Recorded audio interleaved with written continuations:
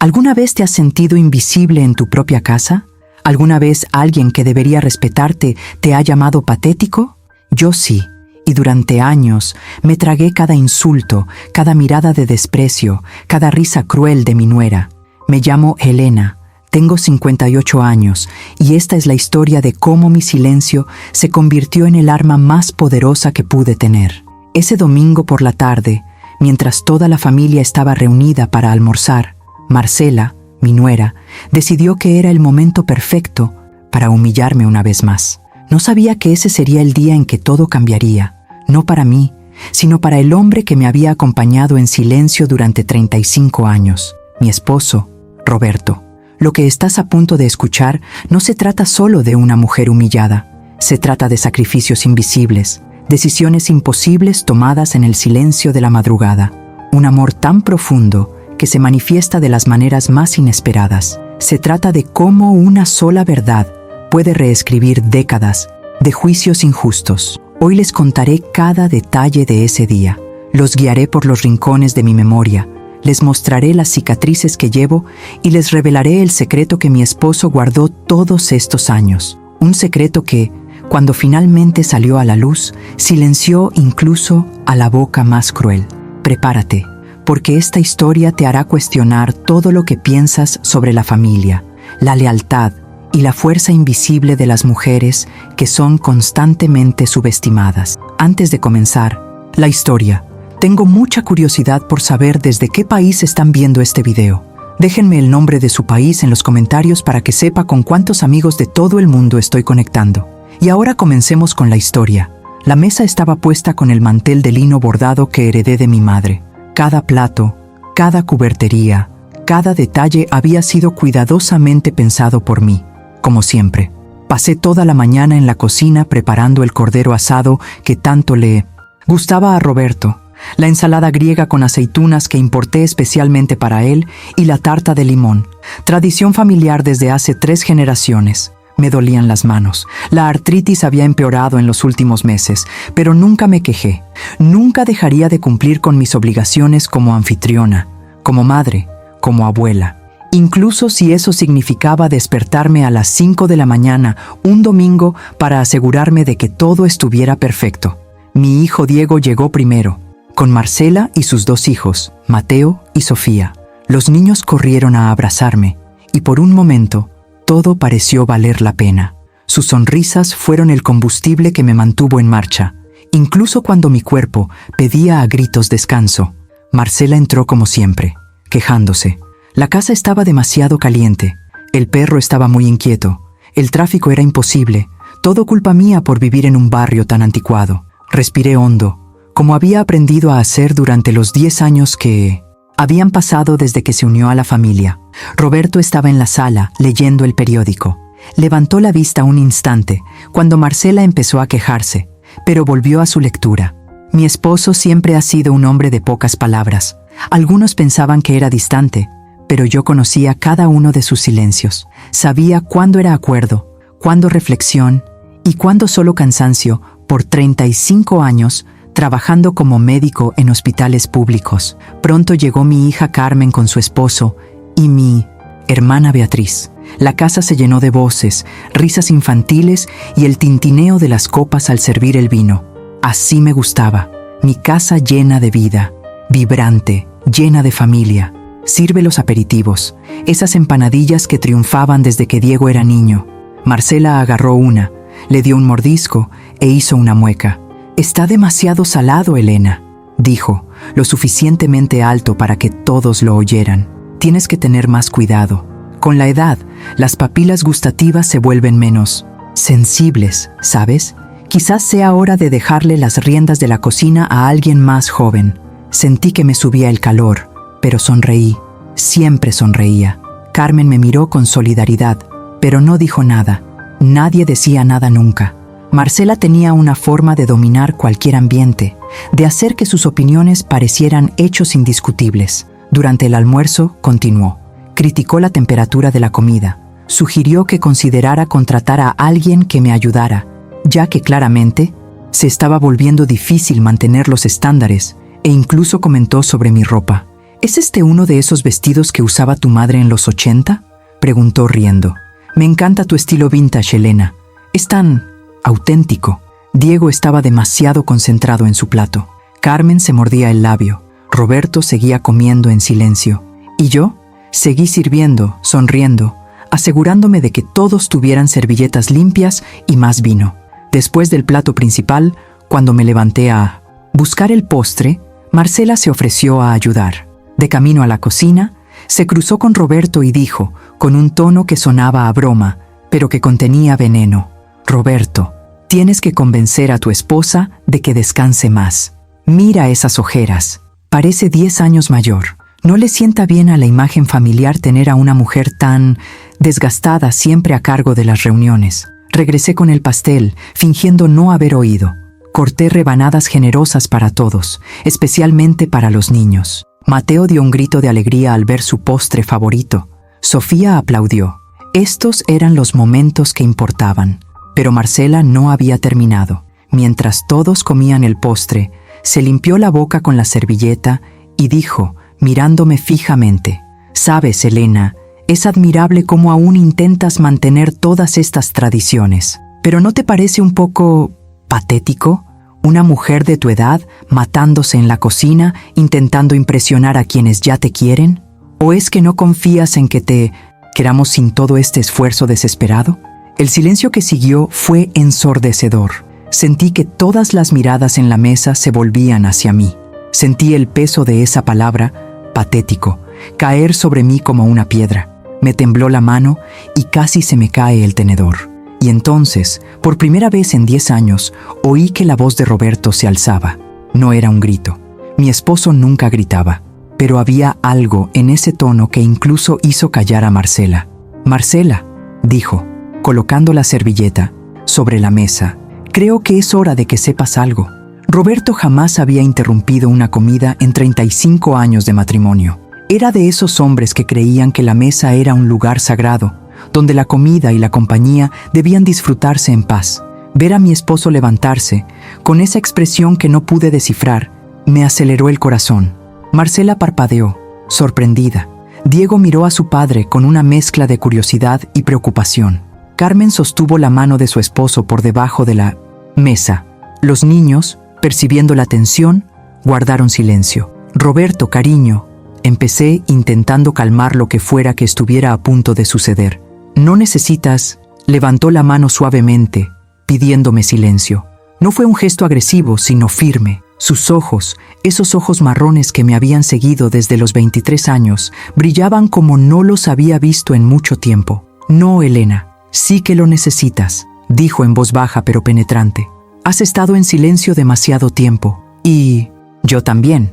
Marcela se cruzó de brazos, con esa mirada de superioridad aún en el rostro, como si estuviera a punto de presenciar otra escena de drama familiar que luego podría contarles a sus amigos. No tenía ni idea de lo que se avecinaba. Ninguno de nosotros lo sabía. Roberto se acercó a la ventana del comedor, con las manos en los bolsillos, contemplando el jardín que habíamos cuidado juntos durante décadas. Se quedó allí unos segundos, como organizando pensamientos que llevaban años guardados en cajones. «Marcela, llamaste patética a mi esposa», empezó, todavía de espaldas a la mesa. «Dijiste que está desesperada por mantener las tradiciones familiares. Insinuaste que se está humillando al hacer lo que hace por esta familia». «Roberto, no quise», empezó Marcela, pero él se dio la vuelta rápidamente. «Déjenme terminar», dijo, con una autoridad en su voz que incluso hizo que Marcela se recostara en su silla. «Tienen que escuchar esto. Todos tienen que escucharlo». Regresó a la mesa y se paró junto a mi silla. Sentí su mano rozarme ligeramente el hombro, un gesto de apoyo que me hizo llorar en ese mismo instante. «Elena no intenta impresionar a nadie», dijo Roberto. «Está cumpliendo una promesa que hizo hace 28 años, cuando nuestras vidas se desmoronaban». Se me paró el corazón. Sabía exactamente de qué iba a hablar. El secreto que habíamos guardado durante tanto tiempo, protegido como si fuera un niño demasiado frágil para enfrentarse al mundo. Lo miré, buscando sus ojos, intentando en silencio pedirle que parara, pero Roberto negó con la cabeza suavemente. «Ya es hora, amor», murmuró, solo para mí. Diego estaba pálido. Carmen tenía lágrimas en los ojos, como si ya supiera que algo inmenso estaba a punto de revelarse. Beatriz, mi hermana, apretaba la servilleta con fuerza. Hace 28 años, continuó Roberto, con la voz ahora más suave, cargada de recuerdos, cometí el mayor error de mi vida, profesional. Estaba trabajando en un caso complicado en el hospital, un paciente importante, el hijo de un político influyente. Estaba agotado, había trabajado 48 horas seguidas y cometí un error de medicación. El silencio en la sala era absoluto. Incluso los niños parecían entender que se decía algo serio. El paciente sobrevivió, gracias a Dios y a la rápida intervención de otros médicos, pero el error fue mío, grave, inexcusable. La familia del paciente quería demandarme, arruinar mi carrera y asegurarse de que nunca más volviera a ejercer la medicina, y tenían el poder para hacerlo. Hizo una pausa y se pasó una mano por la cara. Pude ver cómo el peso de ese día volvía a él, la culpa que arrastraba incluso después de tanto tiempo. Estaba acabado, continuó, no solo profesionalmente, sino también emocionalmente. Caí en una profunda depresión. Había días en los que no podía levantarme de la cama. Eras pequeño, Diego, Carmen. No te acuerdas, pero hubo meses en los que solo era una sombra en esta casa. Carmen sollozaba suavemente. Diego permaneció inmóvil, procesando información sobre el padre que nunca había conocido. El consejo médico abrió una investigación. Mi licencia estaba a punto de ser suspendida. Nuestra situación financiera era desesperada. Había contratado abogados que se llevaron todos nuestros ahorros. Estábamos a punto de perderlo todo. Nuestra casa, nuestra estabilidad, todo lo que habíamos construido. Roberto me miró, y había tanta gratitud en su mirada que sentí que se me oprimía el pecho. Y fue entonces cuando Elena hizo algo que nunca podré pagarle del todo. Dijo, algo que solo nosotros dos sabíamos hasta hoy. Todas las cabezas se giraron hacia mí. Sentí el calor en la cara y las lágrimas comenzaron a brotar de mis ojos. Roberto me apretó el hombro de nuevo, dándome fuerzas. Elena fue a ver a la familia de esa paciente, dijo, sola, sin decirme nada, porque sabía que intentaría detenerla, y se arrodilló. Literalmente se arrodilló ante esa poderosa familia y pidió perdón en mi nombre. La sorpresa en el rostro de Marcela era ahora visible. La superioridad se había desvanecido, reemplazada por algo que parecía incomodidad. Pero ella no solo rogó, continuó Roberto, hizo una oferta. Las palabras de Roberto quedaron suspendidas en el aire. Sentía el peso de todas las miradas sobre mí, pero esta vez era diferente. No era juicio, era asombro, curiosidad y, quizás por primera vez en años, respeto genuino. Cerré los ojos un momento, dejando que los recuerdos de ese día volvieran a mí. 28 años, parecía ayer, la lujosa sala de espera, mi sencillo vestido contrastando con las lámparas de mármol y cristal. Mis manos temblaban mientras esperaba ser recibida por la familia Montenegro. La ofrenda, dijo Roberto con la voz ligeramente quebrada, era su herencia. Beatriz soltó un grito ahogado. Lo sabía. Mi hermana siempre supo que algo había pasado con la herencia de nuestra madre, pero nunca insistió en los detalles. Elena había heredado una propiedad en el campo de su madre, continuó Roberto. Era una finca de más de 200 hectáreas que había pertenecido a la familia durante generaciones. Valía una fortuna en aquel entonces y hoy valdría mucho más. Fue el legado que su madre le dejó para que tuviera seguridad e independencia. Hizo una pausa y la emoción se reflejó en su rostro. Y lo dejó todo. Firmó los papeles de transferencia a la familia Montenegro a cambio de que retiraran la demanda, a cambio de que me permitieran seguir ejerciendo la medicina. Renunció a su futuro para salvar mi presente. Diego se quedó boquiabierto. Carmen lloraba a gritos. Marcela palideció. Su postura, antes arrogante, se encogió en la silla. Pero eso no fue todo, continuó Roberto.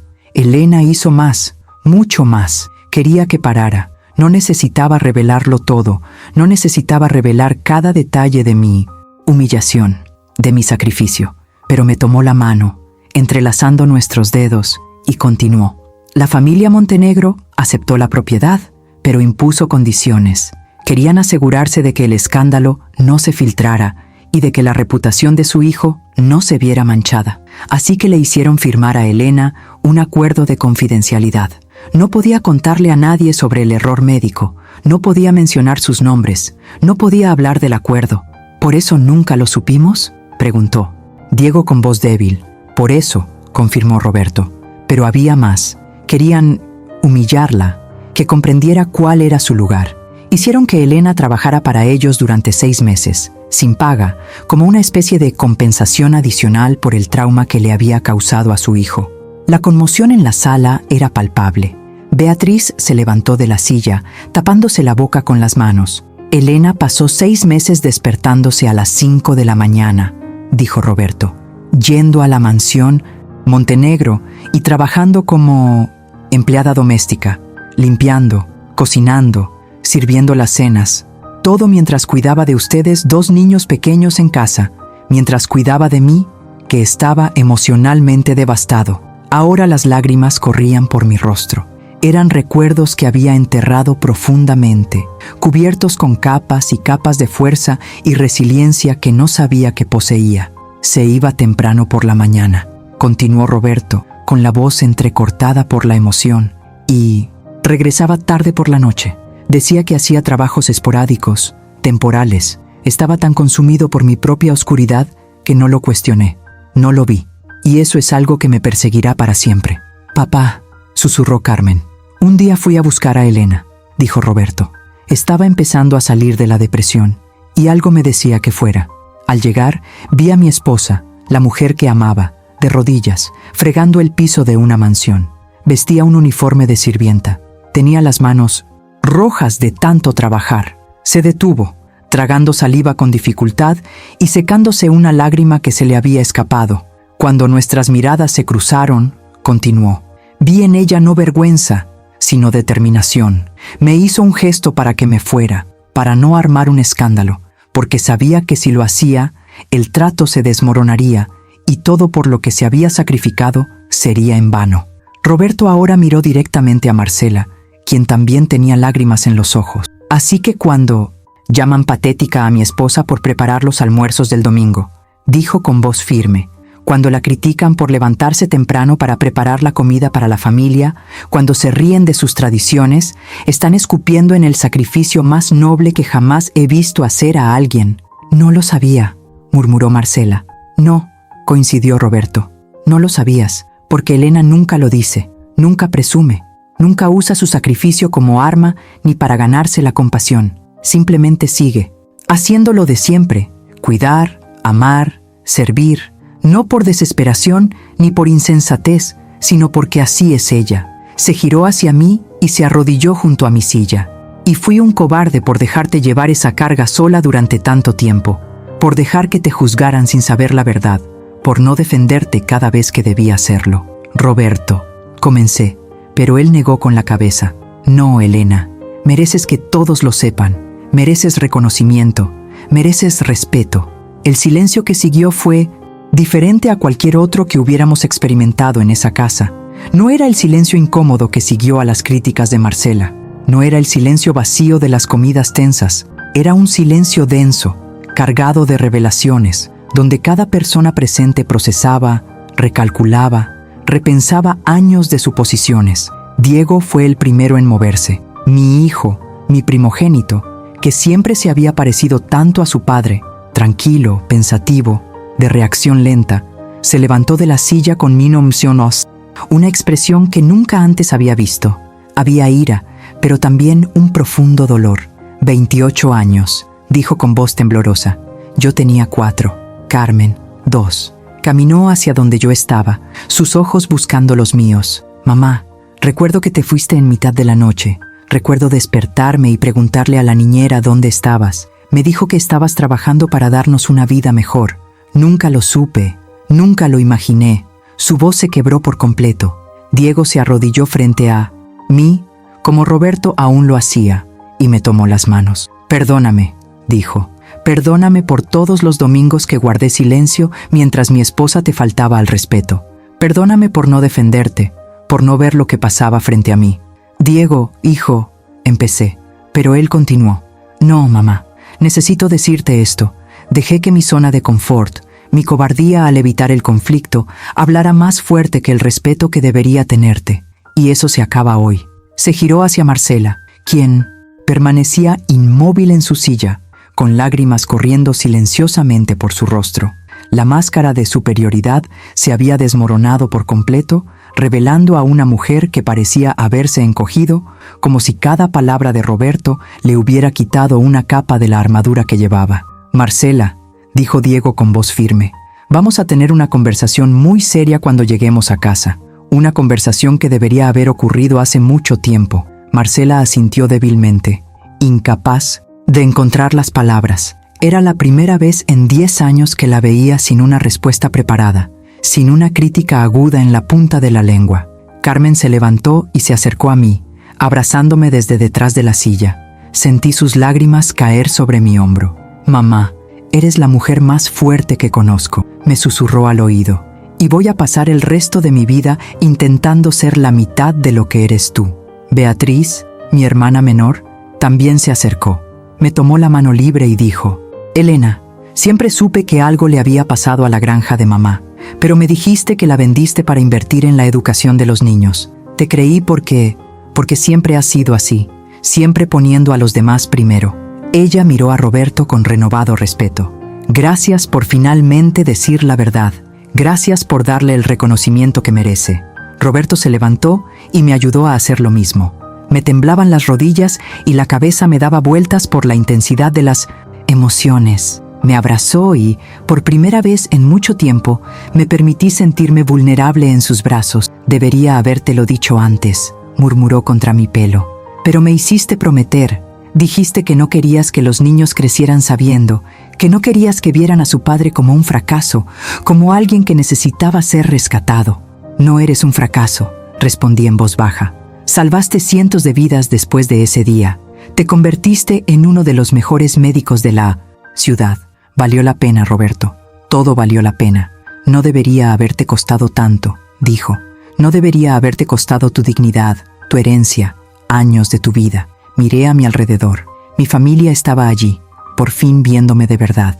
Diego aún tenía lágrimas en los ojos. Carmen me miró con una admiración que nunca antes había notado. Incluso Marcela, tan orgullosa y mordaz, parecía haber sido transformada por la revelación.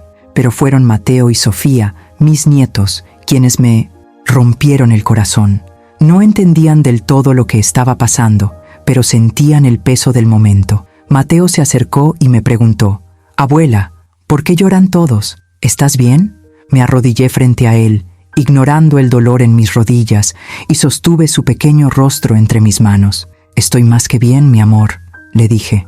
«A veces la gente llora de felicidad, porque por fin entiende cosas importantes». «¿Qué cosas?», preguntó Sofía uniéndose a su hermano. «El amor verdadero», respondí, mirando a Roberto mientras hablaba. «A veces necesita ser fuerte en lugar de fácil. Proteger a quienes amamos puede significar cargar con cargas que nunca sabrán que llevamos. Y eso no es patético. Es lo más hermoso y poderoso que cualquiera puede hacer». Roberto volvió a tomar mi mano, ayudándome a ponerme de pie. «Y ningún sacrificio hecho por amor es realmente un sacrificio», añadió. «Es una elección, la elección más valiente que existe». Marcela seguía sentada en la mesa, pero algo en ella había cambiado radicalmente. Las manos que siempre habían gesticulado con tanta seguridad ahora estaban entrelazadas en su regazo, tan apretadas que sus nudillos estaban blancos. Su rostro, habitualmente tan sereno, estaba manchado de rímel y lágrimas. Me miró y por primera vez desde que la conocía, vi en ella una vulnerabilidad real. No la vulnerabilidad performativa que a veces usaba para conseguir lo que quería, sino algo crudo y genuino. «Elena», empezó, con voz casi inaudible. No tengo palabras». Todos en la sala guardaron silencio, observando. Diego permaneció tenso junto a su esposa, dividido entre la ira por cómo lo había tratado y el deseo de apoyar a la madre de sus hijos durante ese momento humillante. «Durante todos estos años», continuó Marcela, obligándose a mirarme, «he construido una imagen de ti en mi cabeza, una imagen de mujer, sumisa, anticuada, que se conformaba con un pequeño papel doméstico, y yo me sentía superior por tener una carrera, por ser independiente, por ser moderna». Ella se detuvo, tragando saliva con dificultad y luchando por contener las lágrimas. Pero la verdad es que nunca he tenido que tomar decisiones realmente difíciles. Nunca he tenido que sacrificar nada significativo. Mis padres pagaron mi educación. Diego apoya mi carrera. Tengo niñeras, tengo empleadas domésticas, tengo todas las comodidades modernas. Y aún así, tengo la osadía de juzgarte, de ridiculizar tus decisiones, de llamarte... ¿Cómo te llamé? Roberto dio un paso al frente, pero le sujeté el brazo con suavidad. Era algo que tenía que suceder, un ajuste de cuentas que debía haberse hecho esperar años. Marcela, dije con voz sorprendentemente firme, ¿por qué me trataste así? Era una pregunta que nunca había hecho directamente. Siempre me tragaba los insultos, siempre los esquivaba, siempre fingía no haberlos escuchado. Pero ahora, con la verdad expuesta, necesitaba entender. Ella miró sus propias manos, luchando por encontrar las palabras. Porque me asustaste, admitió finalmente. Eras todo lo que yo no era, pero dijiste que debía hacerlo. Mi madre siempre te ponía como ejemplo. Mira cómo Elena cuida de la familia. Mira cómo Elena mantiene la casa. Mira qué dedicada es Elena. Y yo odiaba eso. Odiaba que me compararan contigo. Ella levantó la vista y me miró a los ojos. Así que te convertí en un enemigo en mi mente. Decidí que no eras admirable, que solo eras sumisa, que tus decisiones eran debilidades, no fortalezas. Porque si eras fuerte, si eras valiente, ¿en qué me convertía eso? ¿En alguien que lo tenía todo en sus manos y aún así se quejaba? ¿En alguien que nunca tuvo que luchar por nada? Diego cerró los ojos. El dolor era evidente en su rostro. Descubrir no solo los sacrificios de su madre, sino también las profundas inseguridades de su esposa, era demasiado para procesar. Proyecté mi propia incompetencia en ti, continuó Marcela. Cada crítica que hice fue en realidad sobre mí misma. Cada vez que te menosprecié, intentaba enaltecerme, y eso es imperdonable. Se levantó de la silla, con las piernas visiblemente temblorosas. Caminó hacia donde yo estaba y, para mi total sorpresa, se arrodilló ante mí. Perdóname, dijo sollozando. Por favor, Elena, perdóname por cada palabra cruel, por cada mirada desdeñosa, por cada vez que te hice sentir insignificante. Eres 10 veces más mujer que yo. Y fui demasiado arrogante, demasiado ciega para ver. Miré a aquella mujer que me había atormentado durante una década, ahora rota y humillada a mis pies. No sentí triunfo, no sentí venganza, solo sentí cansancio y algo más, algo que me sorprendió, compasión. Extendí mi mano y toqué suavemente su cabeza. Levántate, Marcela, dije suavemente. No necesitas arrodillarte, pero te arrodillaste, dijo entre lágrimas. Te arrodillaste por una familia que ni siquiera era la tuya, para salvar a un hombre que había cometido un error. Y yo te humillé en tu propia casa, delante de tu propia familia. Y ahora sabes la verdad, respondí. Y eso cambia las cosas. La ayudé a ponerse de pie, sujetándole las manos. Estaban frías y temblorosas. Pero saber la verdad no me basta, dijo Marcela. Necesito ser diferente. Necesito cambiar. No solo contigo, sino con todos. Con mis hijos, con Diego, conmigo misma. Entonces cambia, dijo Roberto con voz suave pero firme. Pero no por culpa. Cambia porque has elegido ser mejor. Marcela asintió, secándose la cara con el dorso de las manos, como una niña. En ese momento, no vi a la mujer arrogante que me atormentaba, sino a una persona imperfecta y asustada, intentando encontrar su camino. Iré, prometió, lo juro. La mesa se había enfriado, la comida estaba intacta en muchos platos. El pastel de limón que había preparado con tanto esmero estaba allí, testigo silencioso de una tarde que se había transformado en algo mucho más profundo que un simple almuerzo dominical. Beatriz, siempre práctica, empezó a recoger algunos platos, pero la detuve. Dejémoslo, dije, sentémonos todos, creo que hay más cosas que decir. Todos regresaron a sus asientos, incluida Marcela, que ahora estaba junto a Diego, pero visiblemente transformada. Los niños, Mateo y Sofía, seguían un poco confundidos, pero se dieron cuenta de que algo importante estaba sucediendo. Roberto sirvió vino a todos los que lo pidieron, con 1900 movimientos pausados, casi ceremoniales. Cuando todos volvieron a sentarse, me miró y me preguntó en silencio si quería continuar. Asentí. Hay cosas que necesitas saber, comencé con voz más firme. No para ganar compasión ni para justificar nada, sino porque son parte de la historia, parte de lo que somos como familia.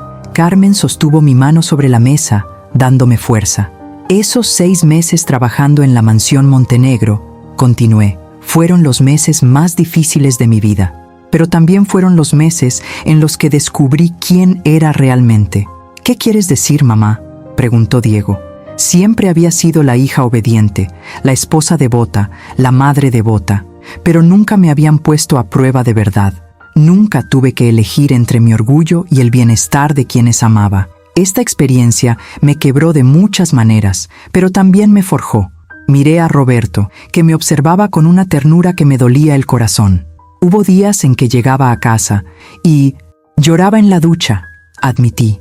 Días en que quería rendirme, romper ese acuerdo, reclamar mi propiedad y decirles a todos que se las arreglaran solos. Pero entonces los vi a ustedes, Diego y Carmen, tan pequeños, tan inocentes, y vi a su padre luchando contra sus propios demonios, intentando rehacerse. Hice una pausa y respiré profundamente.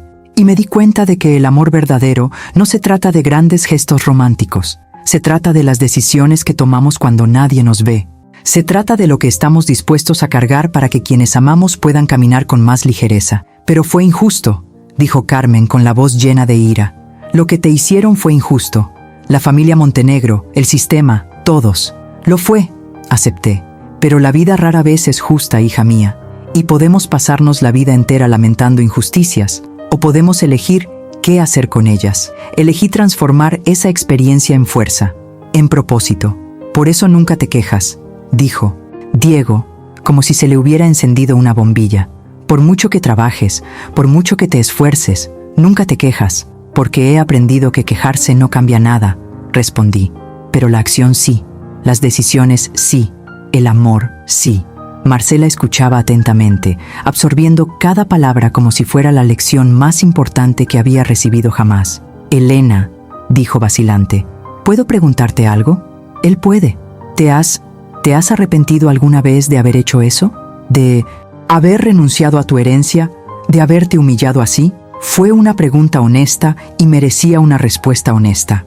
Hubo momentos, admití, sobre todo en los primeros años, cuando vi las dificultades económicas que afrontábamos, cuando vi a Roberto luchando por reconstruir su reputación, cuando trabajé tan duro y vi tan pocos resultados. En esos momentos, sí, me pregunté si había tomado la decisión correcta. ¿Y ahora?, preguntó ella.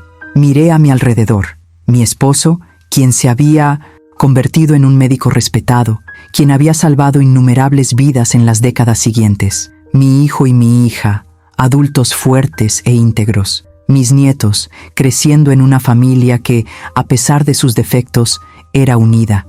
Mi hermana, quien siempre había estado a mi lado. Ahora, respondí, sé que cada sacrificio fue una semilla, y esta mesa, esta familia, ustedes son la cosecha. Roberto me estrechó la mano por debajo de la mesa. Pero hay algo más que necesito decir, continué, mirando directamente a Marcela. Algo importante que debes entender. Ella se inclinó hacia adelante, atenta. No hice lo que hice para ser admirada ni reconocida. No lo hice para que algún día alguien me llamara heroína o santa. Lo hice porque era lo que había que hacer. Y si pudiera volver atrás, lo haría todo de nuevo. No porque sea masoquista, ni porque me guste sufrir, sino porque hay cosas más importantes que nuestra comodidad, nuestra conveniencia o nuestro orgullo. Familia, murmuró Marcela. Sí, acepté. Familia. Pero no solo eso. Integridad, compromiso, la capacidad de mirarte al espejo y saber que hiciste lo correcto, incluso cuando hacerlo fue terriblemente difícil. El sol comenzaba a ocultarse por la ventana del comedor, proyectando sombras doradas sobre todos nosotros. En ese momento, iluminados por esa suave luz, parecíamos un cuadro, una familia imperfecta, pero real, con heridas, sí, pero también con la posibilidad de sanar. Carmen fue la siguiente en hablar, pero su voz temblaba de tal manera que me alertó de inmediato. Mi hija siempre ha sido sensible, pero había algo diferente en su tono. Mamá, empezó, yo también necesito confesar algo. Todas las miradas se volvieron hacia ella. Su esposo, Paulo, le puso la mano en el hombro, ofreciéndole apoyo. Lo sabía, dijo, con un susurro angustiado. No todo, pero sabía que algo había pasado. ¿Carmen?, pregunté confundida. Hace unos años buscaba documentos antiguos para armar nuestro árbol genealógico. ¿Recuerdas? Me dijiste que tenías algunos papeles de la abuela guardados en el ático. Mientras buscaba, encontré una carpeta vieja. Dentro estaba el contrato de la granja. Sentí que se me encogía el estómago. Roberto se inclinó hacia adelante, tenso. Lo leí, continuó Carmen, con lágrimas en los ojos. Leí sobre la transferencia de la propiedad. Vi los nombres de los Montenegro, vi las cláusulas, y había una carta, madre, una carta que escribiste pero nunca enviaste. Estaba todo ahí, tu desesperación, tu miedo, tu determinación de salvar a papá a cualquier precio. ¿Por qué nunca me lo dijiste?, pregunté con la voz casi quebrada. Porque fui una cobarde, respondió. Porque no supe cómo abordar esto sin quebrantarse, sin quebrantar a papá, y porque me daba vergüenza. ¿Avergonzado de qué?, preguntó Roberto. Por no haber hecho nada, dijo Carmen. Me enteré hace 3 años, mamá. 3 años en los que vi a Marcela tratarte mal, en los que te vi esforzarte tanto, en los que pude haberte defendido, pude haber dicho la verdad, pude haber hecho algo, pero no lo hice. Me quedé callada, igual que papá durante 28 años. Ella miró a Marcela. Su rostro era una mezcla de ira y dolor. Y cada vez que insultabas a mi madre, cada vez que te reías de ella, me moría por dentro, porque sabía la verdad, y mi silencio te permitió continuar. Diego miró a su hermana con expresión de sorpresa. ¿Por qué no me lo dijiste?, preguntó. ¿Qué podría tener yo?, interrumpió Carmen. No me correspondía contar esa historia, Diego. Era de mamá y papá, y no tenía derecho a revelar su sacrificio cuando ella había decidido mantenerlo en secreto. Pero eso no hace que mi silencio sea menos doloroso. No me exime de responsabilidad. Me levanté y fui hacia mi hija, abrazándola fuertemente. No tienes nada de qué disculparte, le dijo. Respetaste mi privacidad, respetaste mi decisión. Pero te costó caro, sollozó contra mi hombro. Te costó ser irrespetada, humillada, mientras que yo tenía el poder de detenerlo y no hice nada. Carmen, escúchame, dije, ahuecando su rostro entre mis manos. Hiciste lo correcto. Elegí guardar ese secreto. Fue mi decisión y las consecuencias las asumí yo. Pero no debería ser así, dijo. No deberíamos permitir que las mujeres de la familia carguen con estas cargas solas, en silencio, mientras todos a su alrededor se benefician de sus sacrificios sin siquiera saberlo. Sus palabras quedaron suspendidas en el aire, y me di cuenta de que tenía razón. ¿Cuántas mujeres, en cuántas familias, guardaban secretos como ese? ¿Cuántos sacrificios invisibles sostenían estructuras familiares que parecían perfectas por fuera? Tienes razón, dijo Roberto poniéndose de pie. Y eso tiene que cambiar, no solo en esta familia, sino en nuestra forma de pensar sobre el sacrificio, sobre la fuerza, sobre lo que realmente significa cuidarnos unos a otros. Diego asintió lentamente, procesando todo lo que se estaba revelando. Siempre pensé que era papá quien mantenía a esta familia, dijo. El médico exitoso, el proveedor. Pero en realidad, mamá, siempre fuiste tú. Apoyaste a papá cuando él no podía mantenerse solo. Nos apoyaste mientras lo apoyabas a él. Mantuviste la estructura unida. No es una competencia, dijo Roberto con amabilidad. No se trata de quién aguantó más o mejor. Se trata de reconocer que el apoyo se da de muchas maneras y que algunas de las más importantes son las que permanecen ocultas. Beatriz, que había estado escuchando en silencio, finalmente habló.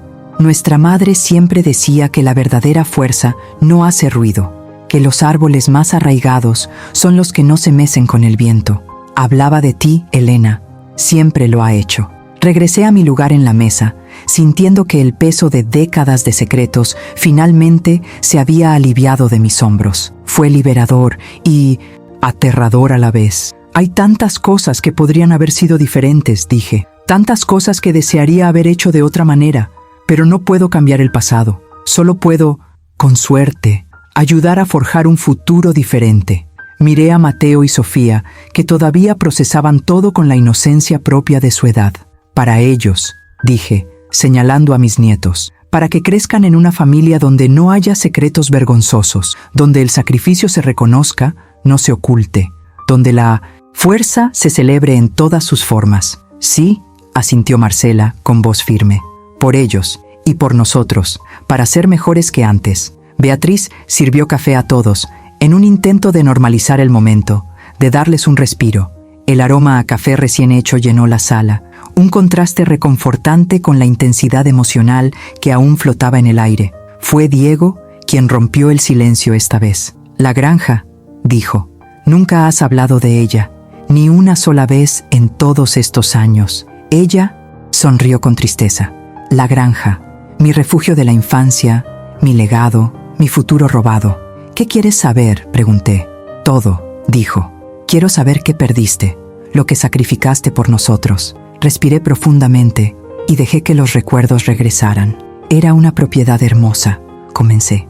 Tenía 200 hectáreas de tierra fértil, una casa colonial que mi bisabuelo construyó con sus propias manos, un lago donde solía pescar con mi padre y campos de girasoles que mi madre plantaba todos los años. Girasoles, murmuró Carmen.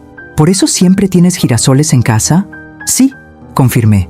Es todo lo que queda. Recuerdos transformados en flores. Sigue adelante, me animó Roberto tomándome la mano. Crecí en esa granja. Cada árbol, cada rincón, cada piedra tenía una historia. Mi madre decía que la tierra albergaba el alma de nuestra familia, que mientras la granja existiera, existiríamos. Hice una pausa, sintiendo que el viejo dolor despertaba nuevamente. Cuando mi madre murió, me dejó la granja como herencia. Mi hermana Beatriz había elegido la ciudad. No quería la vida rural, así que todo me quedó a mí.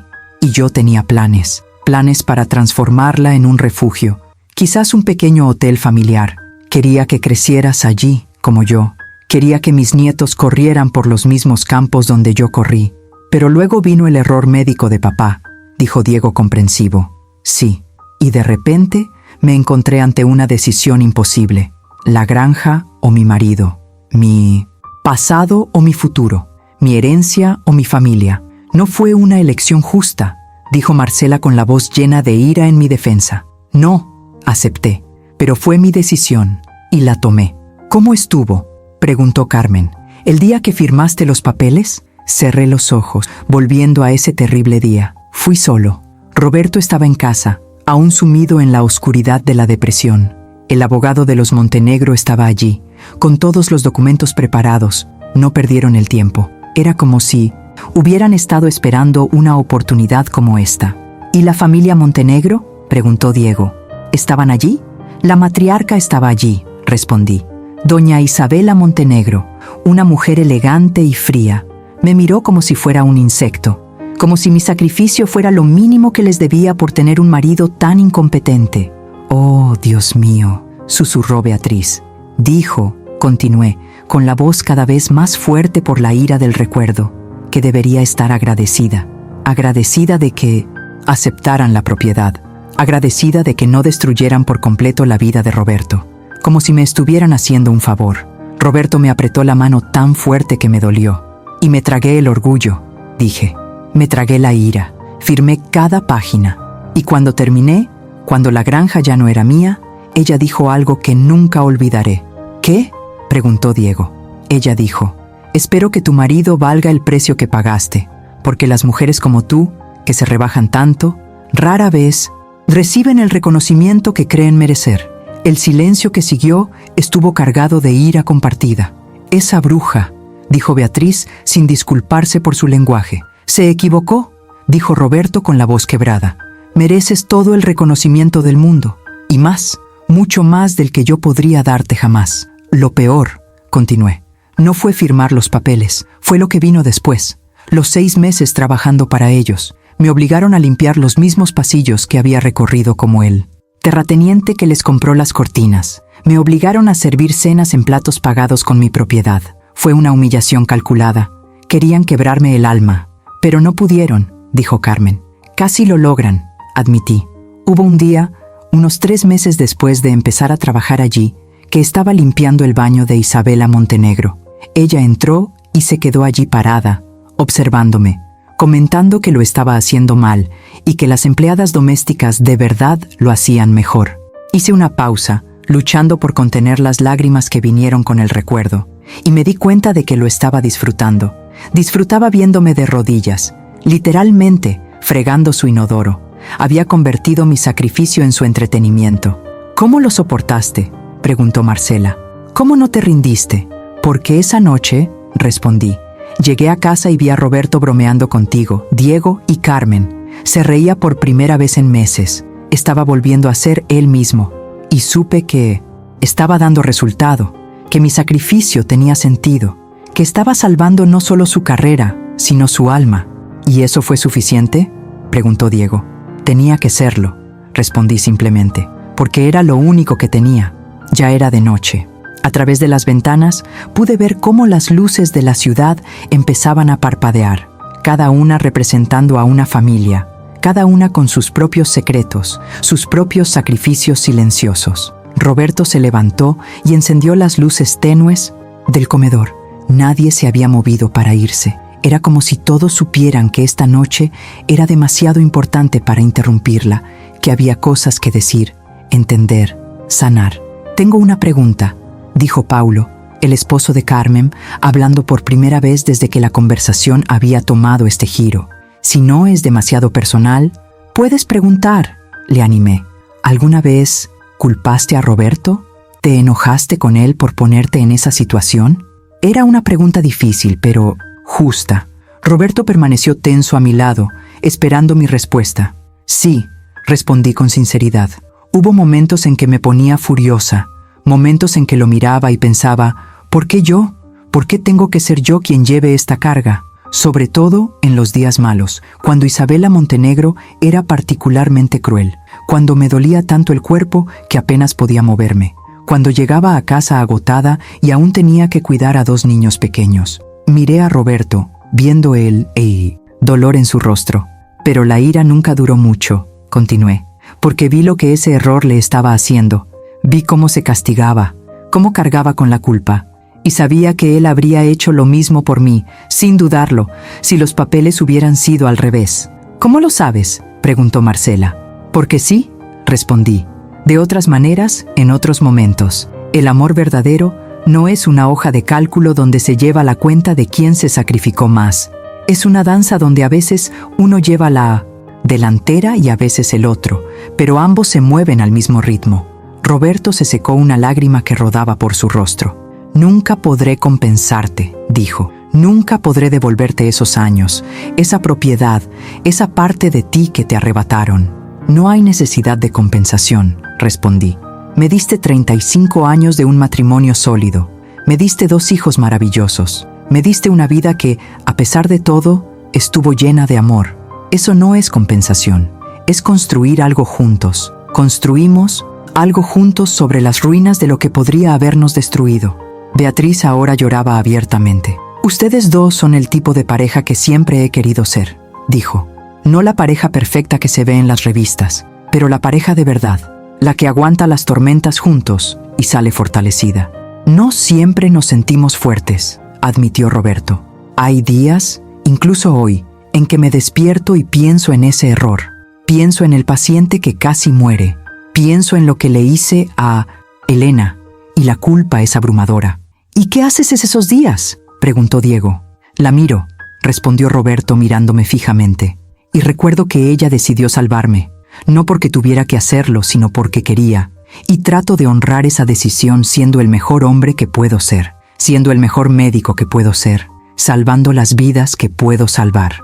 Papá, dijo Carmen, ¿cuántas vidas crees que has salvado desde entonces? Roberto pensó por un momento. Es difícil de cuantificar, pero en 28 años de práctica, cientos, quizás más de 1000. Así que el sacrificio de mamá, dijo Carmen alzando la voz, no solo te salvó a ti, también salvó a toda esta gente. Cada cirugía exitosa, cada diagnóstico correcto, cada vida que prolongaste, todo eso existe porque ella te dio una segunda oportunidad. Era una perspectiva que nunca había considerado del todo. Mi sacrificio no solo había salvado a un hombre, había salvado a todos los que tocó después. Eso no lo hace más fácil, dijo Roberto. Al contrario, hace la carga más pesada, o lo hace más significativo, repliqué. Hace que mi decisión sea más importante.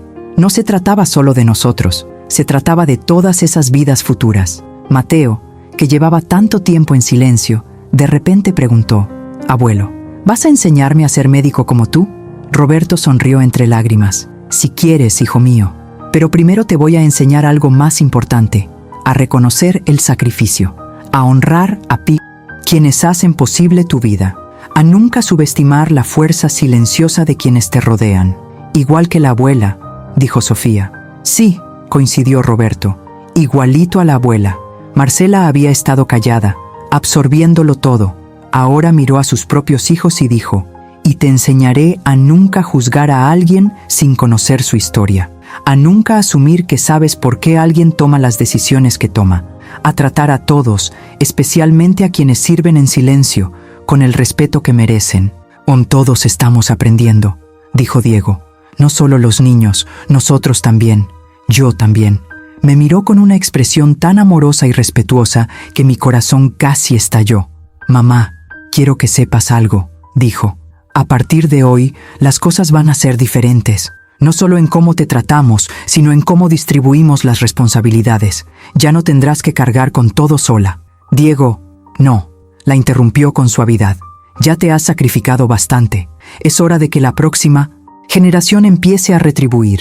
Mientras todos digerían las revelaciones de la noche, me levanté y fui al aparador antiguo del comedor. Abrí un cajón que rara vez abría, buscando algo que había guardado allí hacía muchos años. «¿Elena?», llamó Roberto. «¿Qué buscas?» «Algo que deberías ver», respondí. Encontré lo que buscaba, un sobre amarillento por el tiempo, sellado, pero nunca enviado. Era la carta que Carmen había mencionado, la que encontró años atrás. Volví a la mesa y coloqué el sobre en el centro, como si fuera un objeto sagrado. En cierto modo, lo era. «Esta es la carta que escribí la noche antes de ir a casa de los Montenegro por primera vez», expliqué. «La escribí para ustedes, Diego y Carmen, por si me pasaba algo». «Mamá, no», empezó Diego, pero levanté la mano. No sabía cómo reaccionaría esa familia. No sabía si me aceptarían, si me humillarían, si incluso podrían lastimarme. Así que escribí esta carta como despedida, como explicación. «¿Podrías leernos algo?», preguntó Carmen suavemente. Cogí el sobre, con las manos ligeramente temblorosas, y lo abrí. El papel era frágil, con los bordes descoloridos. Mi letra de hacía 28 años me devolvía la mirada, cada palabra cargada de miedo y determinación. Empecé a leer. «Mis amados hijos, Diego y Carmen, si estás leyendo esto, es porque me pasó algo. Y necesito que entiendas por qué. Tu padre es el hombre más bondadoso que conozco.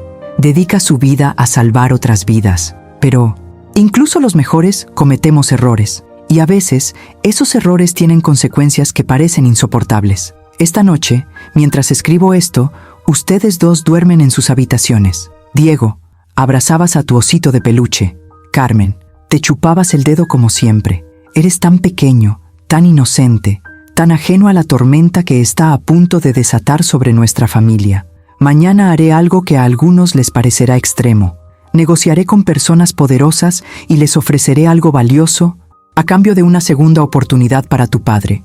Y quiero que sepas que lo hago con alegría. Sí, renuncio a la granja de mi abuela, ese terreno que lleva la historia de nuestra familia, que representa mi pasado y podría haber sido mi futuro. Pero tú eres mi futuro ahora, tú y tu padre. La propiedad es solo tierra y piedras. Se puede vender, comprar, transferir. Pero una familia, amor, una vida en común, eso es irreemplazable. Si algo me pasa en este proceso, no me guardes rencor. No culpes a tu padre. Él no pidió mi sacrificio.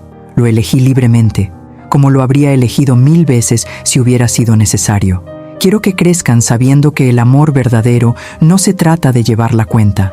No se trata de quién dio más o menos. Se trata de estar dispuesto a darlo todo cuando la persona que amas lo necesita.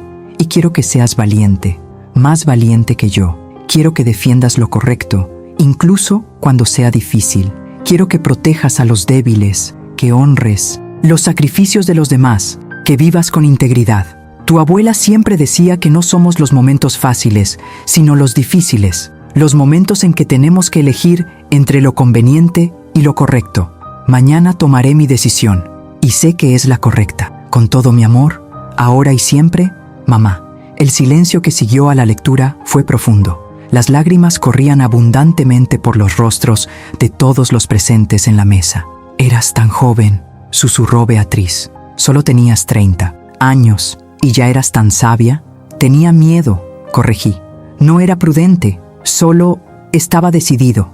¿Por qué nunca nos has enseñado esto antes?, preguntó Diego. Porque después de que todo terminara, después de que sobreviviera, después de que Roberto se recuperara y nuestra vida volviera a la normalidad, esta carta me pareció demasiado dramática, como si me estuviera haciendo la mártir, así que la guardé e intenté olvidarla. Pero no eres una mártir, dijo Marcela con convicción. Eres una guerrera. Hay una gran diferencia. La miré y vi la genuina transformación en sus ojos. Gracias por entender eso, le dije. Roberto me quitó la carta de las manos y la volvió a leer en silencio. Al terminar, la dobló con cuidado y la guardó en el sobre. Esta carta, dijo, debe guardarse como un tesoro familiar, no escondida en un cajón, sino donde nuestros hijos y los hijos de nuestros hijos puedan leerla, para que sepan de dónde viene, para que entiendan lo que realmente significa amar a alguien. Estoy de acuerdo, dijo Diego inmediatamente. Quiero que Mateo y Sofía lean esto cuando sean mayores. Quiero que conozcan a la abuela que tienen. Sofía se había quedado dormida en la silla, agotada por la larga noche. Mateo tenía sueño, pero luchaba por mantenerse despierto, presintiendo que algo importante estaba sucediendo. Creo que es hora de acostar a los niños, dijo Marcela en voz baja. Pero, Elena, ¿puedo preguntarte una última cosa antes de irnos? Seguro. La granja, ¿aún existe? ¿Sigue siendo propiedad de los Montenegro? Roberto fue quien respondió. No. Lo vendieron 5 años después a una promotora inmobiliaria. Hoy es un condominio de lujo. La casa que construyó el bisabuelo de Elena fue demolida. El lago fue drenado. Los campos de girasoles ahora son una zona de estacionamiento. El dolor en su rostro al hablar era evidente.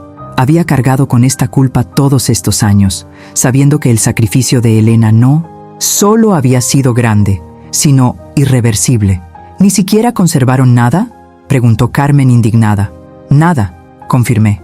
Todo se borró, como si esa parte de la historia de mi familia nunca hubiera existido. Pero no se borró, dijo Beatriz con firmeza, porque está aquí, en ti, en tus historias, en los girasoles que plantas cada año, en cómo te arraigas donde quiera que estés. Puede que hayan destruido la tierra, pero no destruyeron el legado. Tus palabras me consolaron de una manera que no esperaba. Tienes razón, dije. El verdadero legado no está en hectáreas de tierra, está aquí, en esta mesa, en esta gente. Diego se levantó y caminó hacia la ventana, contemplando la noche. Al voltearse, había determinación en sus ojos. Mamá, te prometo algo ahora mismo, dijo. Voy a enseñarles a Mateo y a Sofía sobre el honor, sobre el verdadero sacrificio, sobre reconocer a quienes nos apoyan. Y si alguna vez intentan menospreciar a alguien como Marcela te hizo a ti, los corregiré de inmediato. Lo haremos, corrigió Marcela, poniéndose de pie junto a su esposo. Porque yo también les voy a enseñar. Les voy a contar mis errores. Cómo juzgué sin saber. Cómo casi destruí mi relación con la persona más fuerte que he conocido. Para que nunca cometan los mismos errores. Roberto se acercó a mí y me tomó las manos. Elena, guardé tu secreto durante 28 años porque me lo pediste. Porque dijiste que era mejor así. Pero hoy, al ver el impacto que la verdad ha tenido en nuestra familia, me doy cuenta de que debí habértelo dicho antes. No porque necesitaras validación, sino porque todos merecían saberlo, merecían entender. Quizás, respondí en voz baja, era el momento adecuado. Quizás necesitábamos llegar a este punto para que la revelación tuviera el impacto que tuvo. Quizás el universo tiene su propio ritmo. Carmen se secó las lágrimas y sonrió. Mamá siempre le encuentra el lado bueno a las cosas. Siempre transforma el dolor en sabiduría. No se trata de transformarse, expliqué. Se trata de elegir qué hacer con el dolor. Va a existir de todas formas. Podemos dejar que nos amargue o podemos usarlo para crecer. Yo elegí crecer. La noche había pasado. Era tarde. Los niños necesitaban dormir, pero nadie quería que ese momento terminara. Era como si todos supieran que, al salir de esa casa esa noche, dejarían algo atrás, la antigua versión de nosotros mismos, la familia que pretendíamos ser, y abrazarían algo nuevo, una familia honesta, imperfecta, pero real. Las semanas que siguieron a ese domingo extraordinario trajeron cambios que jamás podría haber anticipado. Fue como si, al revelar el secreto que había sido el cimiento oculto de nuestra familia durante tanto tiempo, hubiéramos creado espacio para que se formara una nueva estructura, una basada no en silencios protectores, sino en la verdad compartida. Marcela fue la primera en actuar. El lunes siguiente apareció en mi puerta con un enorme ramo de girasoles y los ojos rojos de tanto llorar. No he dormido desde el domingo, admitió cuando la invité a pasar. Cada vez que cierro los ojos, te veo en esa mansión, de rodillas, sacrificándolo todo. Y me veo, años después, llamándote patética. Elena, no sé si alguna vez podré perdonarme esto. Nos sentamos juntos en la cocina, la misma cocina donde había preparado tantos almuerzos dominicales, y hablamos de verdad, por primera vez en 10 años. Me habló de su propia infancia, de una madre crítica e insatisfecha, de cómo había desarrollado su coraza de superioridad para protegerse. Me habló de sus inseguridades como madre, como profesional, como mujer. Proyecté todo eso en ti, dijo, porque parecías tan seguro en tu rol, tan cómodo siendo quien eras, y yo nunca me sentí cómodo en ningún sitio. ¿Y ahora? Pregunté. Ahora quiero aprender, respondió. No a ser tú, porque cada uno necesita encontrar su propio camino, sino a tener una 10ª parte de tu gracia, de tu fuerza, de tu capacidad de amar incondicionalmente. Ese día comenzamos una nueva tradición. Todos los miércoles, Marcela venía a mi casa. A veces cocinábamos juntas, a veces simplemente charlábamos. Otras veces, simplemente nos sentábamos en el jardín en silencio, viendo los girasoles mecerse con el viento. Poco a poco, capa por capa, se quitó la armadura que había usado durante tanto tiempo, y descubrí que debajo de esa mujer crítica y arrogante se escondía alguien profundamente inseguro, que ansiaba desesperadamente ser aceptada, aterrorizado de nunca ser lo suficientemente bueno. Mi madre siempre me comparaba con otras mujeres, confesó una tarde. Decía que era demasiado ambiciosa, demasiado dura, demasiado masculina, que ningún hombre me querría si seguía así. Así que cuando conocí a Diego y me aceptó como era, me aferré a él como si fuera mi salvación. ¿Y luego qué?, pregunté suavemente. Entonces te conocí y vi que eras todo lo que mi madre decía que debía ser una mujer, amable, dedicada, siempre priorizando a la familia. Y sentí que me juzgaban de nuevo. Sentí que, a los ojos de todos, nunca sería lo suficientemente buena porque tú existías como el estándar imposible. Pero nunca te juzgué, dije. Lo sé, respondió con lágrimas en los ojos. Ahora lo sé. Nunca me juzgaste. Me juzgué a mí misma y proyecté ese juicio sobre ti. Diego también cambió profundamente. Empezó a venir a almorzar, conmigo y Roberto una vez por semana, solo, sin Marcela ni los niños. Eran momentos preciosos en los que nos hacía preguntas sobre el pasado, sobre las decisiones que tomamos, sobre cómo afrontamos los momentos difíciles. Quiero ser un mejor padre, dijo una vez mientras comíamos la sopa que había preparado, y me di cuenta de que para lograrlo necesito comprender mejor mis orígenes. Necesito conocer no solo las historias felices, sino también las difíciles. Me contó sobre las conversaciones que tenía con Marcela, sobre cómo estaban reconstruyendo su matrimonio sobre bases más honestas, sobre cómo se había dado cuenta de que, al guardar silencio mientras ella me faltaba al respeto, no estaba evitando el conflicto, sino siendo cómplice. Me equivoqué al pensar que el silencio era paz, dijo, pero a veces el silencio es solo cobardía disfrazada. Carmen, quien siempre había sido cercana, se acercó aún más. Trajo documentos que había investigado, registros históricos de la granja, fotos antiguas que había escaneado, incluso una entrevista con un vecino mayor que recordaba la propiedad.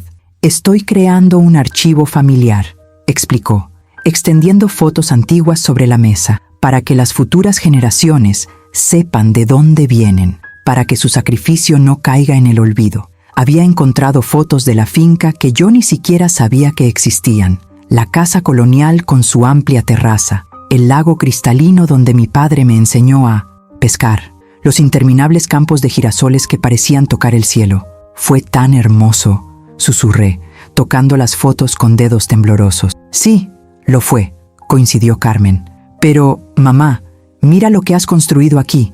Mira esta familia, este amor, este legado. La finca era de piedra y tierra. Esto es vida. Roberto, mi Roberto». Se volvió aún más atento de lo que ya era. Insistió en que contratáramos a María, una mujer amable que venía 3 veces por semana a ayudar con la casa. «No, se trata de que no seas capaz», explicó cuando protesté. «Se trata de que no tengas que hacerlo todo sola. Se trata de que tengas tiempo para las cosas que realmente importan». Y tenía razón.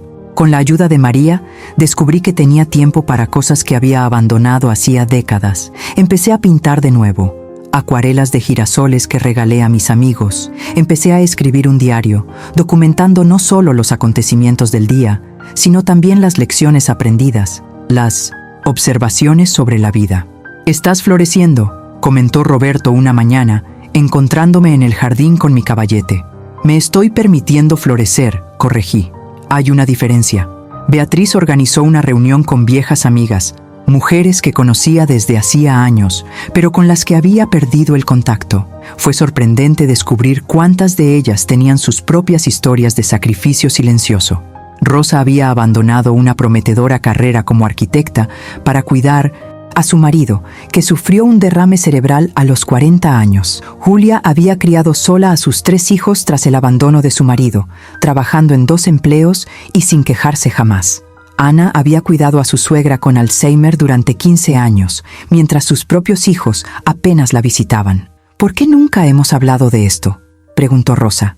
«¿Por qué llevamos estas historias como vergüenzas secretas en lugar de medallas de honor? Porque nos enseñaron que el sacrificio es algo esperado, no algo excepcional», respondió Julia. «Sobre todo de las mujeres. Nos enseñaron que hacerlo difícil es simplemente nuestro deber. Pero no lo es», dije con firmeza. «El deber implica obligación. Lo que hicimos fue una elección. Y una elección, sobre todo una elección difícil, siempre es admirable». Esta conversación dio lugar a reuniones regulares. Nos llamábamos las girasoles, porque, como expliqué, los girasoles siempre giran hacia la luz, sin importar lo difícil que sea el terreno donde crecen. Y cada uno de nosotros había encontrado maneras de girar hacia la luz incluso en los suelos más áridos. Un mes después de aquel memorable domingo, Diego se me acercó con Marcela a su lado. Ambos tenían expresiones serias pero esperanzadas. «Mamá», comenzó Diego, «Marcela y yo hemos estado hablando y queremos hacer algo significativo. Queremos crear un fondo», dijo Marcela. «Un fondo educativo para los hijos de profesionales de la salud, con 1900 dificultades en su nombre, el Fondo Elena». Me quedé sin palabras por un momento. «No tiene que ser a mi nombre», empecé, pero Diego levantó la mano. «Sí, lo haces, porque mereces ser reconocida, y porque tu historia puede inspirar a otras personas, puede mostrarles que el sacrificio no es debilidad, que el amor puede ser firme y fuerte a la vez, que las mujeres silenciosas a menudo poseen las fuerzas más poderosas». Y así nació el Fondo Elena. Empezó modestamente, con contribuciones de Diego, Carmen y algunos amigos de la familia, pero la historia se extendió como la pólvora. 6 meses después de aquel domingo que lo cambió todo, nos reunimos de nuevo para otro almuerzo dominical, pero esta vez el ambiente era completamente diferente. El aire no estaba cargado de tensión tácita, era ligero, lleno de risas genuinas y amor sin reservas. Marcela llegó temprano, trayendo una ensalada que había preparado ella misma, con la receta que le había enseñado en nuestras reuniones de los miércoles. No estaba perfecta. Los tomates estaban cortados de forma desigual y se le había olvidado ponerle sal, pero cuando puso el tazón en la mesa, había orgullo en sus ojos. «Lo logré», anunció, como un niño que muestra un dibujo a sus padres. «Y quedó precioso», dije con sinceridad, porque la belleza no estaba en la perfección de la ensalada, sino en el esfuerzo, el intento, la vulnerabilidad de ofrecer algo hecho con las propias manos. Diego trajo vino, no el más caro, pero sí el favorito de Roberto. Carmen trajo el postre y Beatriz trajo flores de su jardín. Era una división de tareas que nunca antes habíamos tenido. Ya no era yo la única que daba. Ahora todos traían algo, aportaban algo. Los niños habían crecido muchísimo en solo 6 meses. Mateo era más alto, con ese típico estirón de los niños que crecen demasiado rápido. Sofía había perdido un diente delantero y no podía dejar de mostrar con orgullo el espacio vacío. «Abuela, mira», gritó, corriendo hacia mí en cuanto llegó. «El ratoncito dejó una moneda debajo de mi almohada». «Qué suerte tienes», respondí, abrazándola. Por encima de su cabeza vi a Marcela observándome con una expresión amable, casi irreverente.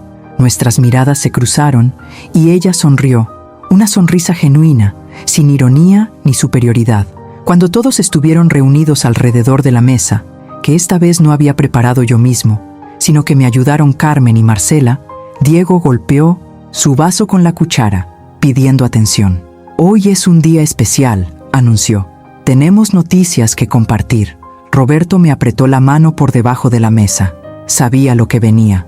Diego se lo había dicho unos días antes. «Primero», dijo Diego con la voz llena de emoción, «el Fondo Elena recibió una donación importante. Un expaciente de mi padre, a quien salvó hace 15 años, escuchó la historia y quiere aportar lo suficiente para financiar 5 becas completas. Se me llenaron los ojos de lágrimas al instante. 5 familias, 5 historias, 5 futuros que podrían haber sido diferentes por algo que hice décadas atrás». «¿Quién es?», pregunté. «¿Te acuerdas del señor Domínguez?», respondió Roberto. «¿Aquel caso complicado de 2010, la cirugía cardíaca de emergencia?». Lo recordaba vagamente. Un hombre de mediana edad que llegó al hospital prácticamente muerto. Roberto lo había operado durante 8 horas seguidas. Construyó un negocio exitoso después de meninosis. «Recuperarse», continuó Diego.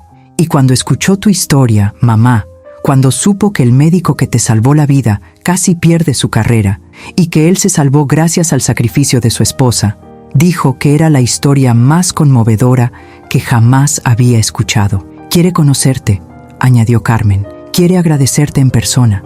Dice que tu historia ha cambiado su perspectiva sobre su matrimonio y su sacrificio». Apenas podía procesarlo. Una oleada de calor me invadió, no por vergüenza, sino por algo que nunca antes me había permitido sentir. Orgullo. Orgullo por lo que había hecho. Orgullo por haber sido lo suficientemente fuerte. «Y hay más», dijo Marcela con la voz temblorosa por la emoción. «También me gustaría hacer un anuncio». Ella miró a Diego, quien asintió alentadoramente. Después de mucha reflexión y conversaciones con Diego, continuó. «He decidido hacer algunos cambios en mi carrera. Voy a reducir mis horas en la oficina a la mitad. Voy a pasar más tiempo con los niños, más tiempo aquí, aprendiendo de Elena». Ella me miró directamente y había lágrimas en sus ojos. «Me demostraste que el éxito no se mide solo por títulos y salarios. Se mide por relaciones, por amor, por legado. Y yo también quiero construir ese tipo de éxito. Quiero que Mateo y Sofía tienen recuerdos de mi presente, no solo aportando. Quiero que sepan la madre que puedo ser, no solo la profesional que he sido». Diego abrazó a su esposa, y vi en ese abrazo la clase de compañerismo que Roberto y yo habíamos construido durante décadas. Estaban aprendiendo, estaban creciendo, juntos. «Mamá», dijo Carmen poniéndose de pie, «Paul y yo también tenemos algo que compartir». Paulo sonrió a su lado, tomándole la mano. «Hemos decidido algo», continuó Carmen. «Vamos a comprar una pequeña propiedad en las afueras del pueblo. No será tan grande como la granja que perdiste, mamá, pero será nuestra. Un lugar donde toda la familia pueda reunirse. Un lugar para crear recuerdos. Y vamos a plantar girasoles», añadió Paulo. «Campos enteros, para que esta parte del legado familiar perdure. Para que Mateo, Sofía y todos sus futuros nietos tengan un lugar donde correr, crecer y comprender de dónde vienen. Mi corazón estaba tan lleno que parecía a punto de estallar. Miré a mi alrededor, a cada rostro querido. Diego, mi hijo fuerte que por fin había encontrado su voz. Carmen, mi hija leal que siempre había estado a mi lado. Marcela, que había pasado de adversaria a aliada. Roberto, mi eterno compañero que por fin había roto el silencio que nos protegía, pero también nos aprisionaba. No merezco todo esto, susurré.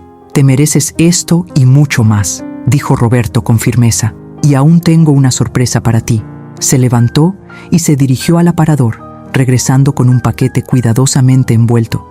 Lo colocó frente a mí con tanta reverencia que parecía contener algo sagrado. Abre, dijo suavemente, con manos temblorosas. Abrí el paquete. Dentro había un libro. No era un libro comercial, sino algo hecho a mano, encuadernado en cuero suave y con páginas de papel especial. En la portada, con letras doradas grabadas, estaba escrito: El jardín de Elena, una historia de sacrificio, amor y legado. Abrí el libro lentamente. La primera página tenía una foto antigua mía, joven, sonriendo, sosteniendo un girasol. No recordaba cuándo me habían tomado esa foto, pero al ver esa versión más joven de mí misma, sentí una oleada de ternura. Ella no sabía qué le esperaba, no sabía las tormentas que enfrentaría, pero había fuerza en esa sonrisa, aunque ella aún no lo supiera. Yo escribí nuestra historia, explicó Roberto, sentándose a mi lado. No solo los hechos, sino también el significado, las lecciones, todo lo que he aprendido a lo largo de los años a tu lado, y todos contribuyeron. Hojeé las páginas. Había fotos de la granja que creía perdidas para siempre. Estaba la carta que les escribí a Diego y Carmen. Había testimonios, páginas escritas a mano por cada miembro de la familia sobre lo que significaba para ellos. Diego había escrito sobre recuerdos de infancia, sobre cómo ahora se daba cuenta de que mi ausencia durante esos 6 meses no era porque no me importara, sino porque me importaba demasiado. Carmen había escrito sobre la fortaleza silenciosa, sobre cómo crecer viendo a una madre que nunca se quejaba le había enseñado resiliencia. Marcela había escrito, y esto me sorprendió hasta las lágrimas, una disculpa. Páginas y páginas detallando cada momento en que me había faltado al respeto, cada palabra cruel, cada mirada desdeñosa, y luego una promesa: pasar el resto de su vida honrando mi ejemplo, enseñar a sus hijos sobre la verdadera fuerza, no volver a subestimar el poder del amor silencioso. En la última página del libro había una foto reciente de todos nosotros en el jardín, rodeados de girasoles. Debajo, Roberto había escrito: Elena nunca pidió reconocimiento, nunca exigió gratitud, simplemente amó, sirvió y se sacrificó en silencio. Pero nosotros, bendecidos por su amor, ya no podemos callar. Esta es nuestra forma de decir: te vemos, te reconocemos, te honramos y te estaremos eternamente agradecidos por cada decisión que tomaste, cada lágrima que derramaste, cada momento en que elegiste el amor por encima de la comodidad. Eres la raíz que nos sostiene, eres la luz que nos guía, eres y siempre serás el corazón de esta familia. Cerré el libro y lo apreté contra mi pecho, incapaz de hablar entre mis lágrimas. Gracias, logré susurrar finalmente. Gracias a todos. Roberto hizo un brindis. Elena, dijo, levantando su copa, la mujer que no solo me salvó a mí, sino a todos. La mujer que demostró que la verdadera fuerza no necesita público. La mujer que transforma el amor en acción, cada día, de 1000 maneras pequeñas e invisibles. Elena, exclamaron todos, levantando sus copas. Y en ese momento, rodeada de mi familia, sosteniendo el libro que documentaba mi viaje, mirando los girasoles del jardín meciéndose suavemente con la brisa, supe: valió la pena. Cada momento difícil, cada lágrima derramada, cada sacrificio silencioso, todo valió la pena, porque el amor verdadero siempre vale la pena. Mi viaje comenzó ese día, sí, en la mansión Montenegro, pero no terminó ahí. Se extendió a lo largo de años de decisiones diarias, renuncias silenciosas, noches de insomnio y decisiones que nadie aplaudió. Continuó en cada pequeño gesto de amor que pasó desapercibido, en cada paso atrás para que otros pudieran avanzar. Y hoy, al mirar atrás, lo entiendo. No fue una vida desperdiciada, fue una vida entregada. Hay una profunda diferencia entre perder algo y darlo. Perder nos deja vacíos. Dar nos transforma. El silencio que cargué durante tantos años no fue una ausencia de voz, sino la presencia de un propósito. Fue la comprensión de que no toda victoria hace ruido, ni todo heroísmo se lleva a cabo en un escenario. Algunos de los actos más grandiosos de la vida ocurren lejos de los focos, en el corazón. Pero quiero ser clara. Reconocer el poder del silencio no significa glorificar el sufrimiento. No significa decir que debes borrarte para siempre ni aceptar el dolor como tu destino. Significa comprender que lo que hiciste tuvo valor, incluso cuando no había opción, incluso cuando el camino parecía injusto. Y a partir de ese reconocimiento, permitirte avanzar con más ligereza, más verdad y quizás más voz. Hoy elijo hablar, no por resentimiento ni por acusación, sino por liberación. Hablar es honrar todo lo vivido, es transformar el dolor en un puente, el silencio en aprendizaje, el sacrificio en un legado. Porque cuando una historia se cuenta con sinceridad, deja de ser meramente personal, se vuelve colectiva. Quizás hayas vivido algo similar, quizás aún lo estés viviendo, quizás estés cansado de ser fuerte todo el tiempo. Si es tu caso, recuerda esto, no eres invisible. Tu historia tiene peso, tu dolor tiene nombre, tu fuerza tiene valor, y no tienes que recorrer este camino solo. Que esta historia nos sirva de espejo, no de juicio, de abrazo, no de exigencia, y que nos enseñe a mirar con más atención a quienes están a nuestro lado, a quienes aman en silencio, a quienes sostienen mundos enteros sin pedir nada a cambio. Si este mensaje te conmovió de alguna manera, te invito a continuar este viaje conmigo. Suscríbete al canal, porque aquí damos voz a historias que casi nunca se cuentan. Honramos fuerzas silenciosas y recordamos juntos que el amor verdadero deja huellas, incluso cuando nadie las ve.